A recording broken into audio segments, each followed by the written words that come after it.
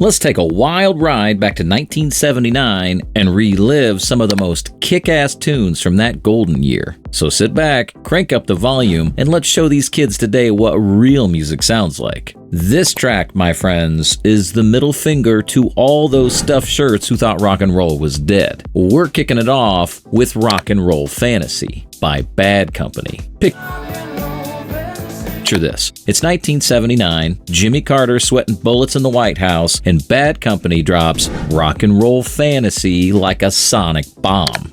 Bad Company, man. These guys were the real deal. Formed from the ashes of Free and Mott the Hoople, they were like the Avengers of rock. Here's a fun fact for you. The lyrics, "Drop your knickers and let's rock," were actually inspired by a fan who flashed the band during a concert. Could you imagine that happening today? The kid would probably get canceled faster than a Swiftie who didn't know all the words to her most popular song. Next up, I Want You to Want Me by Cheap Trick.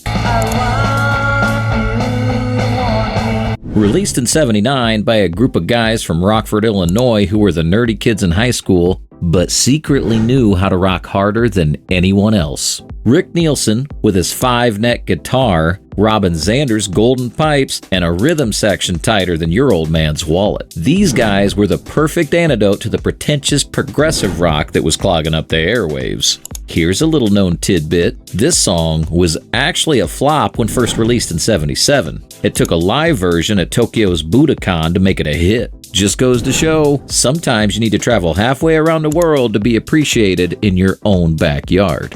Like him or not, this guy has talent. Michael Jackson with Don't Stop Till You Get Enough.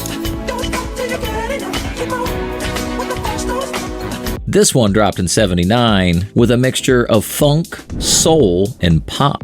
Before all the controversy, before the tabloids, this was Michael in his prime. Fresh off the Jackson 5, stepping out on his own, showing the world what he could do. The man could sing, dance, and put on an amazing show. This track was from Off the Wall, an album that produced a record-breaking 4 top 10 hits. Here's a juicy bit of trivia. Michael was so shy about the falsetto in this song, he made everyone leave the studio while he recorded it. Can you believe it? The same guy who'd later grab his crotch on stage in front of millions was once embarrassed about his voice. Alright, it's time for a little audience participation. Hit us up in the comments and share your favorite memory from '79. Bonus points if it involves questionable fashion choices or regrettable haircuts. Fasten your seatbelts because we're about to hit The Highway to Hell by AC/DC.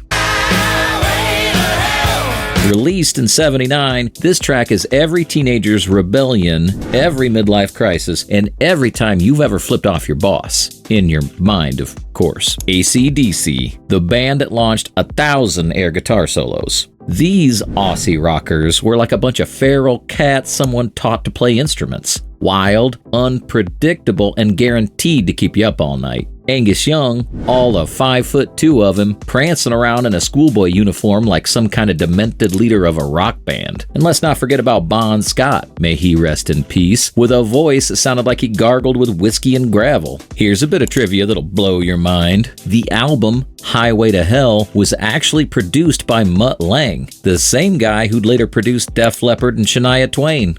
This next one, Don't Bring Me Down by Electric Light Orchestra, hit the airwaves in '79, and it's been going strong on rock stations ever since. These guys were something else. Jeff Lynne and his crew were like the mad scientists of rock, always tinkering with the formula. They took the usual guitar, bass, drum setup and said, nah, let's throw a whole damn orchestra in there too. It shouldn't have worked, but it did, and it worked beautifully. Here's something that'll make you scratch your head. You know the word that sounds like Bruce at the end of the chorus? It wasn't supposed to be Bruce at all. Lynn originally sang Groose, some made-up word, but everyone kept hearing it as Bruce, so they just went with it. It's like when you mishear a lyric for years and then find out you've been singing it wrong the whole time. This next track peaked at number 12 on the Billboard Hot 100. Nick Lowe with Cruel to Be Kind. Cruel to be kind. This was Lowe's highest charting single in the US, and it's an upbeat tune that explores the complexities of relationships. Born in 1949, Nick had already made a name for himself in the UK music scene before this hit. He was a founding member of Brinsley Schwarz in the early 70s and produced Elvis Costello's first 5 albums. The song has an intriguing backstory. Co-written with Ian Grom, Lowe's former bandmate, it was originally recorded in 1974 but shelved. The title references Shakespeare's Hamlet, "I must be cruel only to be kind," adding unexpected depth to this power pop hit. Hey music lovers, time for a quick pit stop. We've covered some serious ground. Now I want to hear from you. What's the first track you cue up when you hit the open road? And hey, if you're liking this trip down memory lane, don't be a stranger. Hit that like button, subscribe if you haven't already, and share this with your buddies. You know, the ones who still think good music died with the 70s. This next one hit the radio stations in 1978, but still doing very well into 1979. Hold the Line by Toto.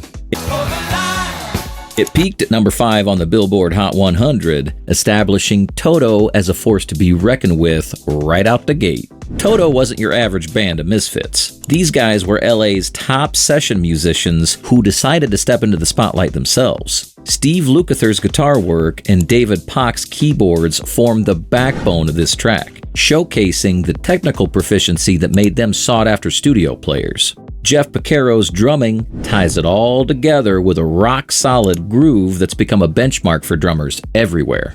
Here's something you might not know. The basic structure of this song was done in about 10 minutes. Let's mix things up with some smooth R&B with Reunited by Peaches and Herb.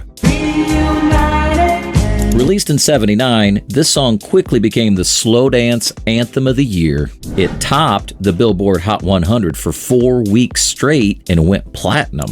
Peaches and Herb weren't your typical duo. Herb fame was the constant, but Peaches was a revolving door. Linda Green was actually the third Peaches when this track was recorded. Here's a bit of industry insight for you. The song was penned by the same guys who wrote Gloria Gaynor's I Will Survive. The song's success also marked a shift in the music landscape, signaling that disco's dominance was waning as a smoother R&B started to take center stage. Let's take a more straightforward look at What a Fool Believes by the Doobie Brothers. Our next to last song is What a Fool Believes by the Doobie Brothers.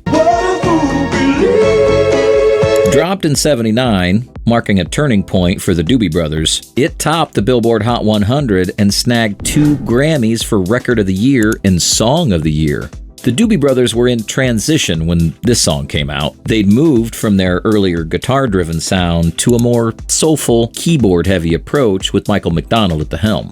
Here's an interesting tidbit. The song's iconic keyboard intro, which sounds deceptively simple, was actually a nightmare to record. Michael McDonald played it live for every take because the band couldn't sync it properly with the track when pre-recorded. It took McDonald countless attempts to nail it perfectly in time with the rest of the band. Last but not least, we're closing out with YMCA by Village People.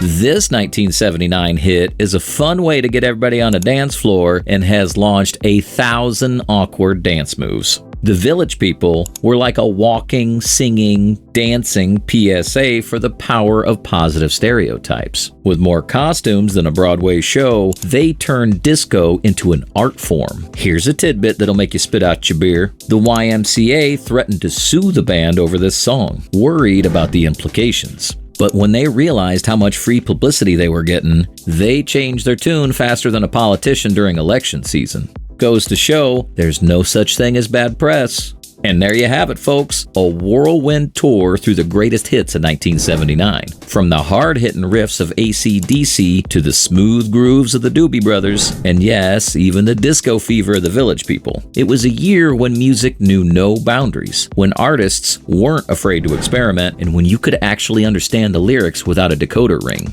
Until next time, keep on rocking in the free world, and remember, if it's too loud, you're too old.